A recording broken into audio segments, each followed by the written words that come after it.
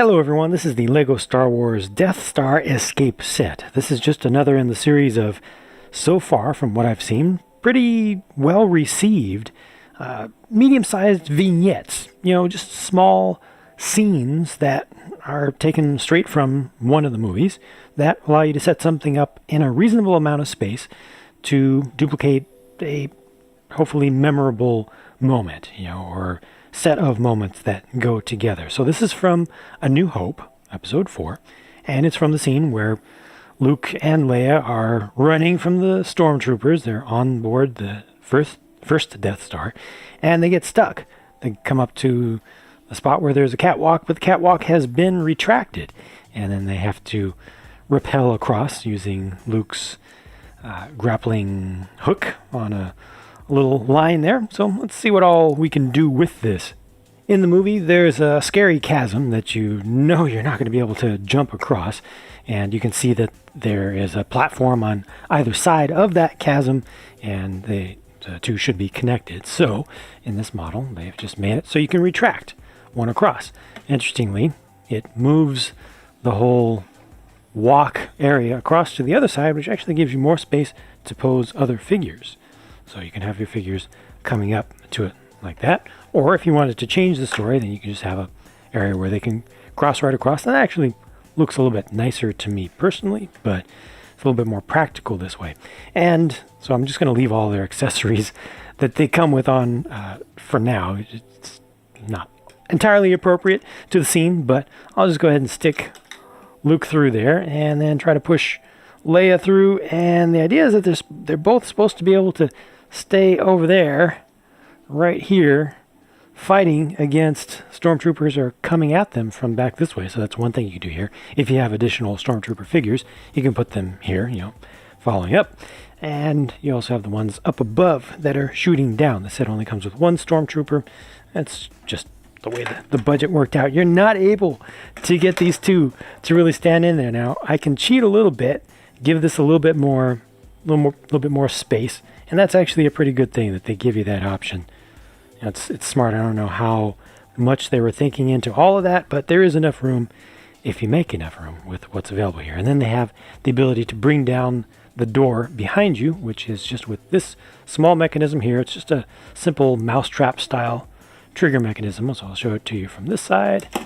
It just falls straight down. It's easy to reset it like so.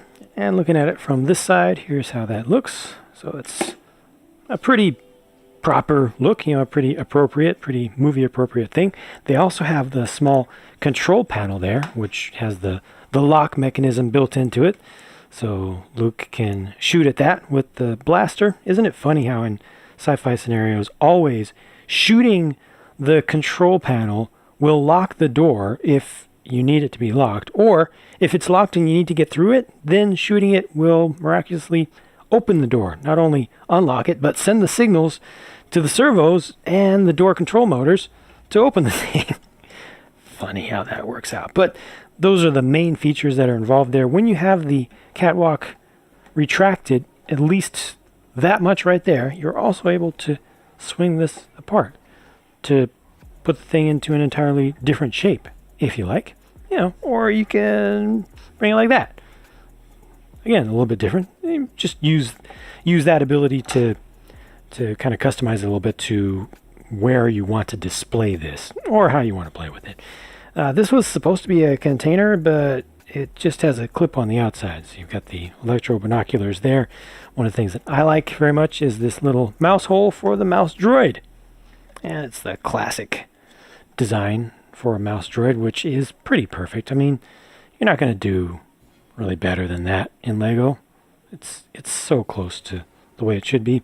And you can leave off these hollow studs if you want to make those little wheels look even smaller, but it's just a matter of personal choice. And they even give a way for the stormtrooper to get up to this higher location by placing this over here. Would have been extra nice if you could place this as an option over on this side as well. Of course, you can definitely do it with some customization, but just as it is, not so much. Also, this right here, let me show you that. I often speak against bright red or bright colored knobs and actuators for action features, but here at least the the color goes well with the color scheme overall. So I think this is actually pretty nice.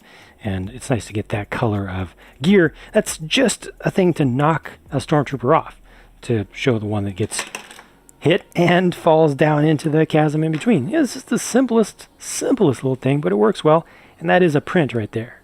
I'll focus in on the figures more closely in just a moment, but I do want to show you the last little feature here that is important. Having Leia grab onto the back of Luke. You can do it either this way, or I can rotate the hand around and try to get it so that she's up a little bit higher. Nah, that doesn't work out so well. Let's try it this way. There we go. So, she can grab onto his back, which is something that hasn't been possible before. It's not the greatest look, but it is, at least technically possible now. And here's the grappling hook with the line. I don't know what these things were supposed to be in universe. You can probably Wikipedia that, but that's where he tosses this thing up there and it gets caught in there. I'm just going to stick it. Let's see. Where's a good spot to get this stuck in there? Something like that. It's probably a good spot. And the idea is that you would swing across. Well, they're not really going to swing across properly here because these are not far enough forward for him to just drop and start to swing. It's also not high up. It's not sufficiently high. Maybe if I can get this just a little bit higher just to give a better suggestion of that. That is a possibility there. But, not much of a swinging action really goes there, but you can just guide it with your fingers. Guide them across. Let go up here or disconnect down at the base. And a lot of people will just probably leave them, figure out a better way to pose them than that, hopefully. And then get them to just be hanging there kind of in the process of doing the heroic leap, just as a display thing. I think that this is done well enough. I do wish that these up here were further forward, or that you had the option to mount them from this side. Certainly you can do it with customization, but as it is, it's not bad. So here we have Tatooine Luke and Blockade Runner Leia, as is appropriate. And Luke gets the Batman utility belt piece in white, which is great. Looks pretty proper for that figure. Why does he have his lightsaber out? Well, I mean, it's an accessory that they include.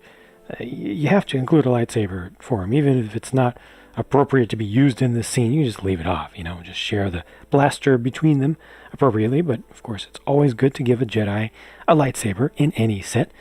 The whole backpack setup for him is awkward but functional. Does raise his neck up awkwardly as well, as viewed directly from the front. It's not as obvious if you're not looking at him, absolutely just perfectly straight on from most regular angles. It's not that obvious, and at least those parts are clear for the most part. And of course, this is just what has the hook on it, as you would expect. Simple enough build. The prints around the back, well, there's a better look at them, unobscured by any accessories, as well as their alternate faces. Not the best Leia face there, if you ask me. I think the Luke one is pretty good.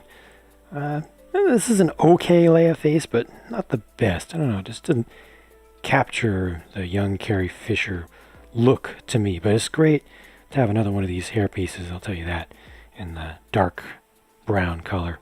It's a really nice, very collectible piece, I think. And finally, this is my first video to include one of the newest of new Stormtroopers with the entirely new helmet, entirely new mold. It's actually dual molded, if you're not familiar with it. A lot of the black that you see, the best looking parts of black, like the eyes and also the two little microphone, little nubs on the front, and that whole ridge going across the brow line, all that. That's all actual black plastic. It's not printed on there. And a little bit of the ridge that you see around the base of this as well. I'm going to have to do a separate video just talking about this new design because it is so different from the others to date. In some ways, it is very realistic and very accurate to the movie models. In some ways, it is not. It is very jarring. And I've already seen feedback from other fans saying that they really like this design And I've also already seen feedback from fans saying they really dislike this design.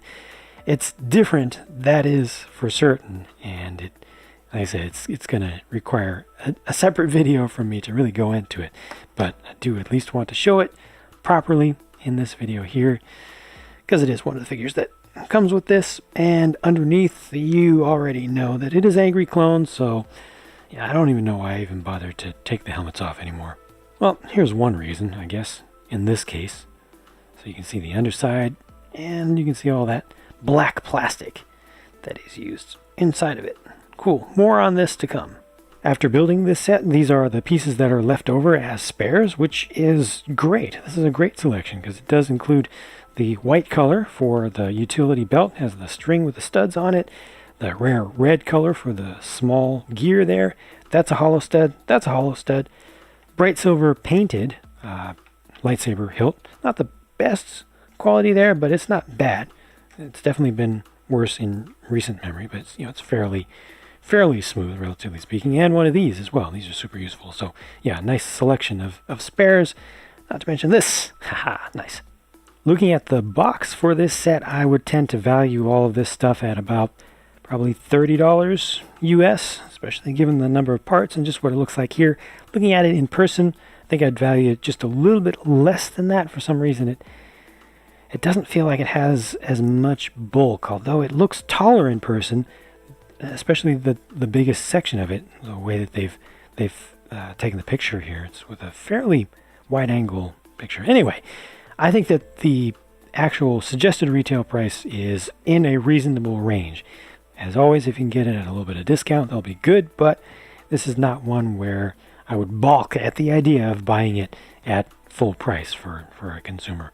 It's a pretty nice little thing. I don't think it's one of the better ones that they've done in this unofficial sub-series of scenes of this size for Star Wars, but it's not bad. I think that it would definitely benefit a good deal from some modification. Move these out a bit, mess around with different ways that you can pose these. Widen the whole thing up just a little bit, I think would be good. Have a little bit longer landing pad over on this side. There are a number of very small things that you can do that I think that would make this much better for folks to display and also just to play with. There's definitely not a whole lot that you can do here for play. This is definitely more oriented towards display. That little action feature that's built into there is the nicest thing here for play. The door works well. The retraction of the catwalk works well. Just all together, it's not a major fun thing to deal with, I think, to mess around with. It's more fun to set things up just once and then, just have it on the shelf. So probably not the best gift for kids in general, though there will absolutely be exceptions to that. But I think for teens and adults who want this as something to look at and occasionally to mess around with a little bit, that's right where it is at its strongest point. I did a build for this. If you want to see the speed build, you can find that on my speed build channel. I will link to it in just a moment here, like in seconds, because I'm ending the video, and I'll talk to you again soon. Thanks for watching.